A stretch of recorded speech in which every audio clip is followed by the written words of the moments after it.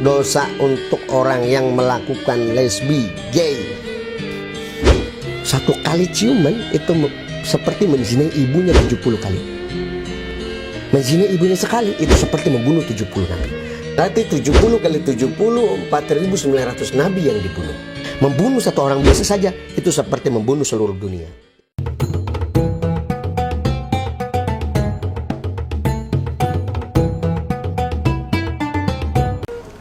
Assalamualaikum warahmatullahi wabarakatuh. Alhamdulillah wassalatu wassalamu ala Rasulillah Sayyidina Muhammad ibn Abdillah la nabiyya ba'dah. Rabbi shrah li sadri wa yassir li amri wahlul 'uqdatam min lisani yafqahu qawli. Subhanaka la ilma lana illa ma 'allamtana innaka antal alimul hakim. Alhamdulillah, pada hari ini kita akan membahas sebuah fenomena yang sedang viral tentang LGBT atau LGBT, lesbi, gay, biseksual dan transgender. Kalau negeri ini sudah melegalkan, membolehkan, bahkan mempersilahkan LGBT, maka Allah akan turunkan LGBT. Yang pertama L-nya longsor, G-nya gempa, B-nya banjir, T-nya tsunami. Na'udzubillahi min dzalik. Masya Allah. Jadi LGBT itu sudah memang oleh Allah dilaknat dari zaman Nabi Lut. Nabi Lut kenapa dipanggil Lut? Lut itu asal kata dari liwat. Liwat itu adalah Sodom ataupun kaum Sodom. Jadi Nabi Lut adalah nabi yang pada saat itu diutus oleh Allah untuk menangani kaum Sodom. Masya Allah. Tapi sekalipun dia seorang nabi, tapi istrinya ini mendukung tentang LGBT. Sehingga apakah dosa bagi pendukung LGBT? Nah, kita ada beberapa hadis yang Masya Allah tentang azab-azab orang yang melakukan LGBT dari Imam As-Suyuti radhiyallahu an. Kalau ditanya keilmuan beliau, jangan ditanya. Beliau hafal ratusan ribu hadis. Beliau adalah seorang yang alim. Beliau adalah orang yang faqih, yang paham tentang ilmu hadis. Bahkan hadis-hadis ini dinyatakan oleh Imam As-Suyuti itu sebagai hadis yang sahih. Tapi disyarah oleh Imam An-Nawawi Tanar Al-Bantani di dalam kitab Tanqihul Qaul Hadis. Beliau menyatakan bahwa hadis ini sebagian ada yang dhaif. Wallahu a'lam bishawab. Tapi yang jelas ini hadis sebagai fadhailul amal untuk kita, untuk menghindari dari beberapa laknat Allah dengan beberapa paparan hadis yang akan kita sampaikan nanti. Intinya orang yang mendukung LGBT itu sendiri diazab oleh Allah Subhanahu wa taala sebagaimana tertera di dalam surat Hud ayat 81. Kita simak. A'udzu billahi minasyaitonir rajim. Bismillahirrahmanirrahim. Qalu ya Lut inna rusul rabbika lan yasilu ilaika fa arsil bi ahlika bi qit'in minal laili wa la yaltafit minkum ahadun illa imra'atak. Innahu musibuha ma asabahum inna maw'idahum as-subh alaysa as-subha biqarib. Artinya dan mereka para malaikat berkata, wahai Lut, wahai Nabi Lut, sesungguhnya kami adalah para utusan Allah, utusan Tuhanmu. Mereka tidak akan dapat mengganggu kamu, sebab itu pergilah bersama keluargamu pada akhir malam dan jangan ada seorang pun di antara kamu menoleh ke belakang kecuali istrimu. Sesungguhnya dia akan ditimpa siksaan yang menimpa mereka. Sesungguhnya saat terjadinya siksaan bagi mereka itu pada waktu subuh. Bukankah subuh itu sudah dekat? Masya Allah, ini sudah digambarkan bahwasanya seorang yang mendukung LGBT atau lesbi, gay, biseksual, transgender ataupun kaum Sodom yang melakukan tindakan yang tidak sesuai diajarkan oleh agama kita, itu juga dilaknat. Jadi isinya Nabi Lut itu adalah orang yang bersuara tentang hak asasi pada saat itu. Biarkan kaum Sodom, mereka asasi mereka itu, hak mereka itu kan, itu adalah istri Nabi Lut sendiri. Seorang nabi punya istri yang durhaka pada Allah Subhanahu wa taala. Masya Allah. Dan itu pun diajar oleh Allah Subhanahu wa taala. Karena kenapa? Karena mendukung kaum LGBT. Adapun hadis-hadis nanti kita akan sampaikan beberapa hadis baginda Nabi Muhammad yang disampaikan oleh Al-Imam As-Suyuti, di mana di dalam kitab Lubabul Hadis juga disyarah oleh Imam Nawawi di dalam kitab Tanqihul Qaul Al-Hadis. Beliau mensyarah kitab tersebut tentang ada bab tentang bagaimana laknat ataupun dosa-dosa yang akan menimpa kepada kaum liwat ataupun kaum yang lesbi, gay dan lain-lain, atau kaum Sodom. Nah, ini berbahaya sekali. Mungkin kalau Anda di antara kalian yang memang sudah masuk ke jaringan LGBT atau sudah melakukan LGBT, baiknya taubat pada Allah dengan cara apa? dengan cara kumpul dengan orang-orang yang saleh. Ini beberapa hadis yang akan kita paparkan. Hadis yang pertama.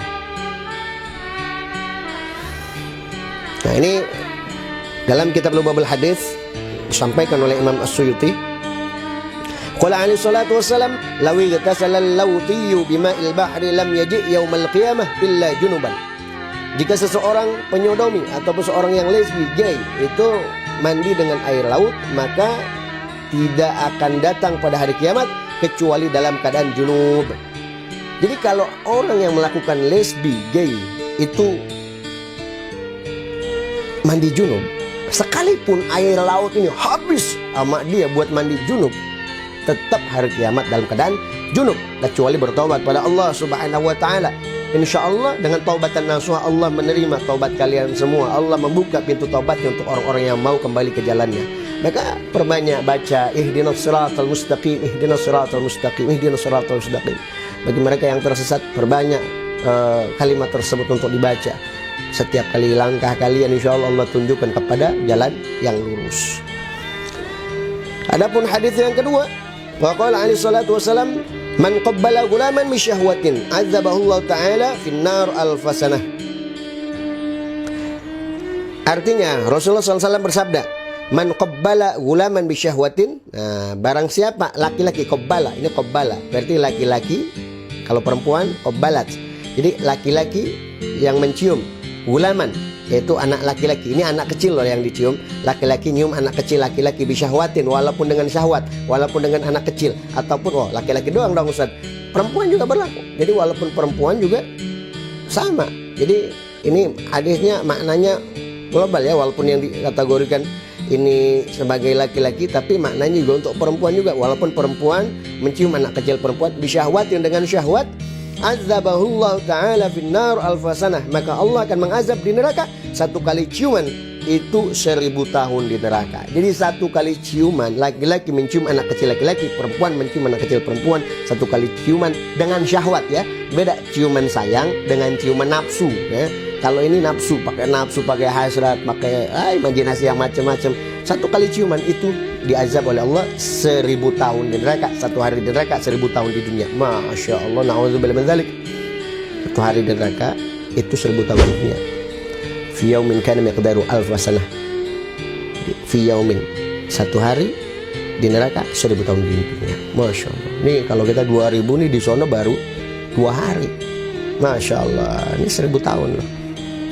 Udah tobat dah ya. Nih hadis yang ketiga. Hadis yang ketiga, man qabbala gulaman bi syahwatin uljima bil ijami minan nar.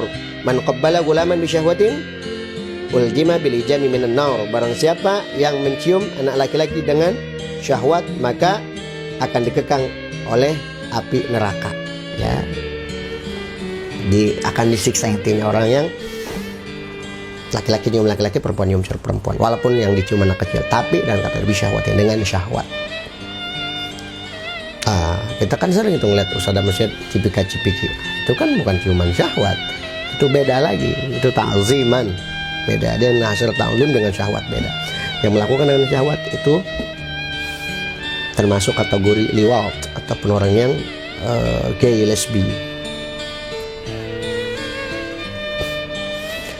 Kemudian hadis yang keempat, man massa gulaman bi syahwatin la'anahullahu ta'ala wal malaikah wan nasu ajma'in. Wan nasu ajma'in. Siapa yang menyentuh anak laki-laki, jadi laki-laki yang menyentuh anak laki-laki, perempuan menyentuh anak perempuan bi syahwatin, dengan syahwat, maka Allah dan malaikat dan semua manusia akan melaknatnya sampai hari kiamat. Waduh, Masya Allah. Dan selalu dilaknat oleh Allah Subhanahu wa ta'ala. Kita nyentuh, dilaknat langsung. Masya Allah. Na'udzubillah, tobat. Lanjut ya, hadis kelima. Banyak hadis sebetulnya. Hadis yang kelima, wa qala alaihi salatu wassalam, man adkhala qubulahu fi duburi imra'atin ba'athahu Allah yaumil qiyamah wa huwa antanu minal jifah. Barang siapa yang memasukkan kemaluannya di dubur seorang wanita, maka Allah akan membangkitkannya di hari kiamat dan lebih daripada busuknya bangkai atau bangkai.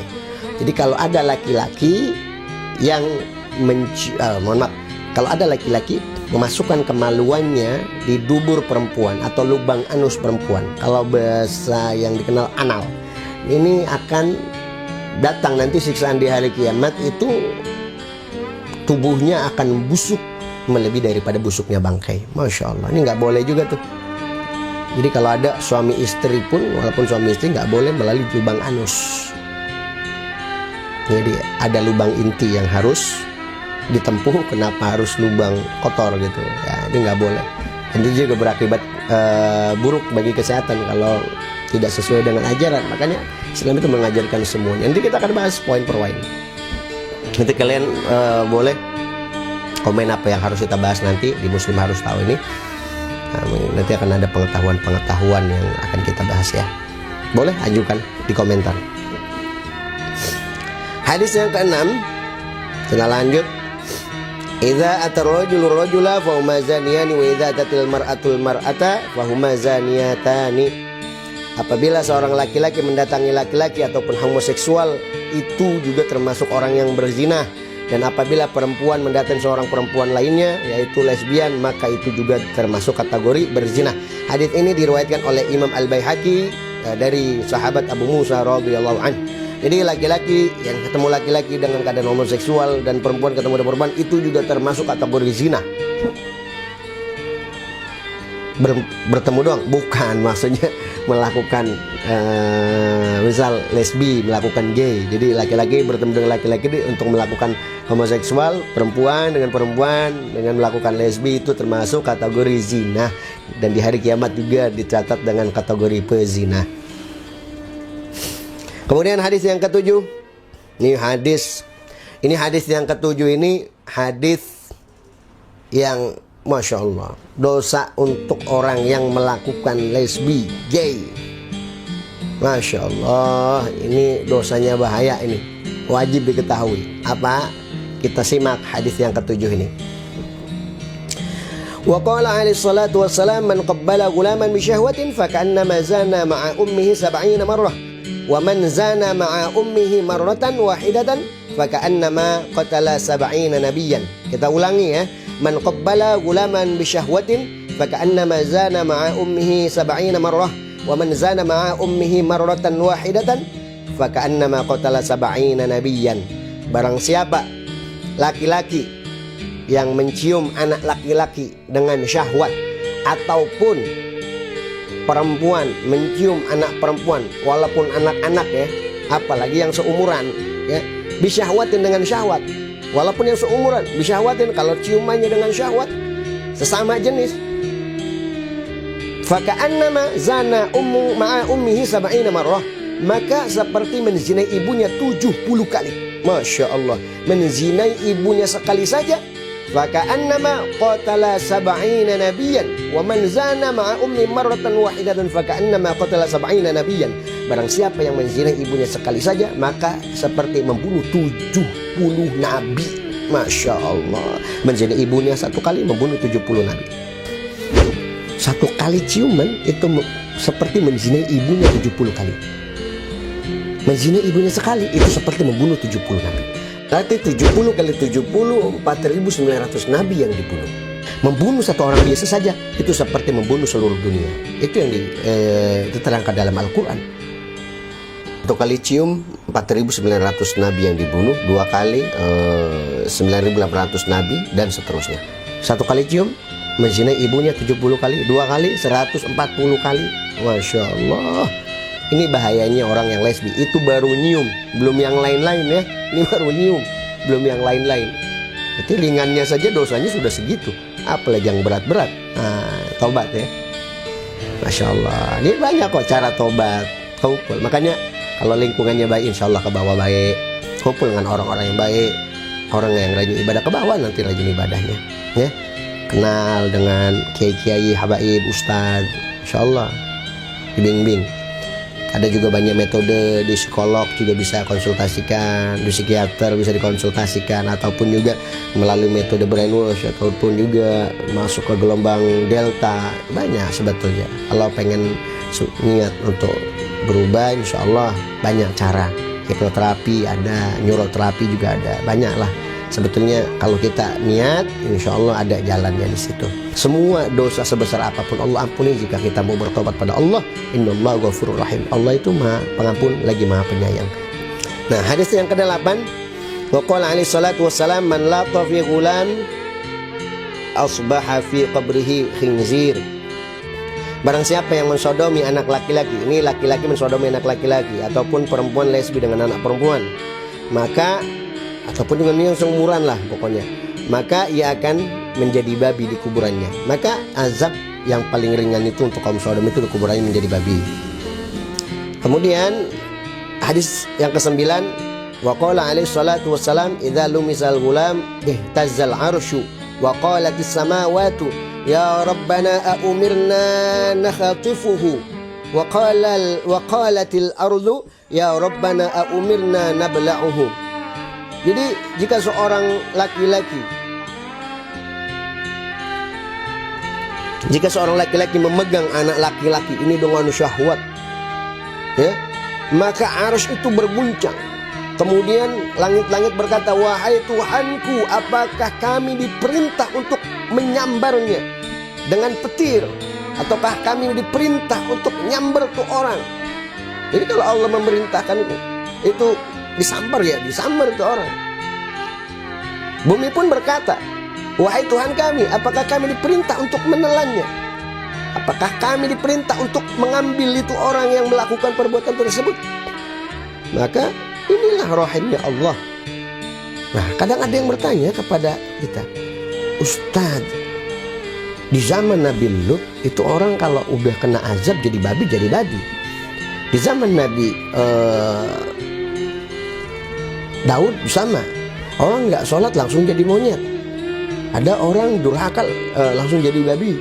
Kemudian ada di zaman-zaman Nabi dulu itu sekali orang berbuat dosa itu langsung dikirim azab. Di zaman Nabi Lut juga orang berbuat dosa itu langsung diazab oleh Allah seperti kaum Sodom di zaman Nabi Lut.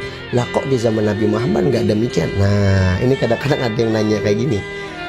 Jadi Nabi Muhammad SAW ketika Isra Mi'raj datang ke langit, itu Allah menawarkan, ya Muhammad is'al tu'ta. Ya Muhammad minta apapun yang kamu minta akan dikabulkan. Apa yang Nabi Muhammad minta? Ada 3 doa yang selalu dibaca setiap kali istighatsah, zikir habis salat. Rabbana la tu'akhidna in nasina wa akhtana. Ya Allah, jangan azab kami, jangan siksa kami. In nasina wa akhtana, ketika kami khilaf dan salah. Dan itu doa dikabulkan oleh Allah. Maka umat di zaman sekarang ini, umat Nabi Muhammad ketika berdosa tidak langsung diazab oleh Allah. Maka diazab di mana? Di akhirat nanti kelak di hari kiamat. Ya, bukan begitu. Kemudian Rabbana wala tahmil alaina isran kama hamaltahu 'alal ladzina min qablina. Ya Allah, jangan siksa kami, jangan azab kami, jangan azab umat kami seperti wala tahmil alaina isran kama hamaltahu 'alal ladzina min qablina, seperti umat-umat sebelum kami. Umat Nabi Nuh, orang durhaka langsung kena banjir. Nabi Daud, orang langsung jadi monyet, enggak sholat. Kemudian Nabi Lut, orang langsung di tungkerbin tuh tanah, langsung orang makan itu kaum-kaum tersebut. Rabbana wa la tuhammilna ma la taqata lana bihi wa'fu 'anna waghfir lana warhamna. Ya Allah, jangan bebani kami, jangan bebani umat kami. Karena umat Nabi Muhammad ini adalah umat yang lemah. Itu permintaan Nabi Muhammad. Wa'fu 'anna waghfir lana warhamna. Ampuni kami, maafkan kami, warhamna, dan sayangi kami. Itu hebatnya kasih sayang Nabi kepada umatnya. Dan tetap nanti azab Allah akan turunkan nanti di akhirat oleh Allah Subhanahu wa ta'ala. Dan memang ketika sudah keterlaluan, azabnya pun akan kontan di dunia. Nauzubillah min dzalik. Semoga dari pengetahuan ini kita bisa mengetahui apa yang telah dipaparkan dalam Al-Quran dan hadis Nabi Muhammad bahwa bahayanya kaum Sodom.